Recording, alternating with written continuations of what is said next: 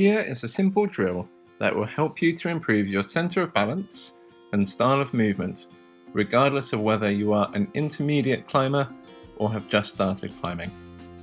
If you haven't done so already, I suggest watching this video to get a better understanding about this drill.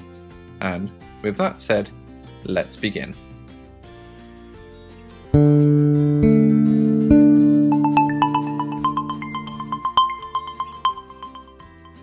Pick a wall where you are able to traverse and stay nice and low to the ground. Make sure it has plenty of hand and footholds. The more holds the better. It is best to begin with a vertical angle, with as many different foot and handholds as possible, although gently overhanging or slab walls can also work, providing they have lots of decent foot and handholds. I'll break this drill down and separate it into some distinct stages for you to practice, as well as provide a few pointers.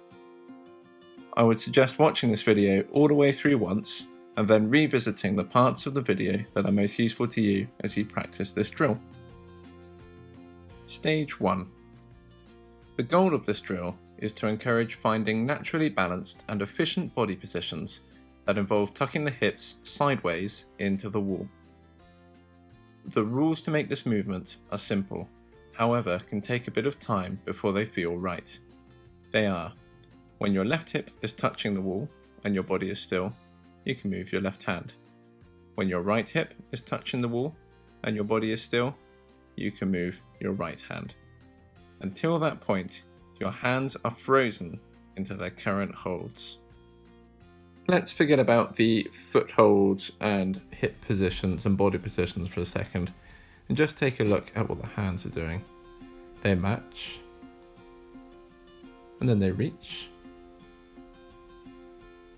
and then they match, and then they reach. So always extending, bringing them close together, and then extending again. Sometimes one hand will cross through another one, or they'll just sit right next to each other. So reaching and bringing them close together, always close to the head. Let's see what this looks like if I simply walk it along the ground. So when my right hip is against the wall, I move my right hand, left hip, left hand, right hip, right hand, left hip, left hand. My feet are just doing the work of what legs would normally do, which is gaining a base of support or a centre of balance underneath, moving as much or as often as they need to. Practicing without using the footholds is a perfect place to start, as learning what to do with the hips and hands first is very important, and it teaches us that our feet will naturally find ways to maintain our balance if we let them do their job. Practice this stage until you're confident that the movement patterns make sense and you can traverse the wall in this way without mistakes. Stage 2. Now let's pay attention to the feet as well. Stage 2 is about taking 3 to 5 steps between each hand movement. While 3 to 5 steps isn't essential, at this stage it is good practice, as it encourages delicate and balanced movement and is much more likely to place you in a more balanced position than taking 1 to 2 steps. In order to create a balanced and stable position, work to place one leg behind you and one in front. It looks like this.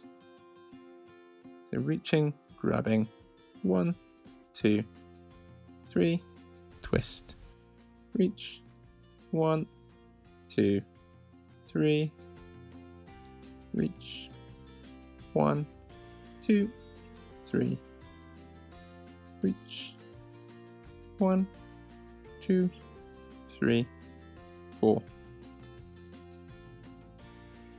1, 2, 3. Always looking for stable body positions.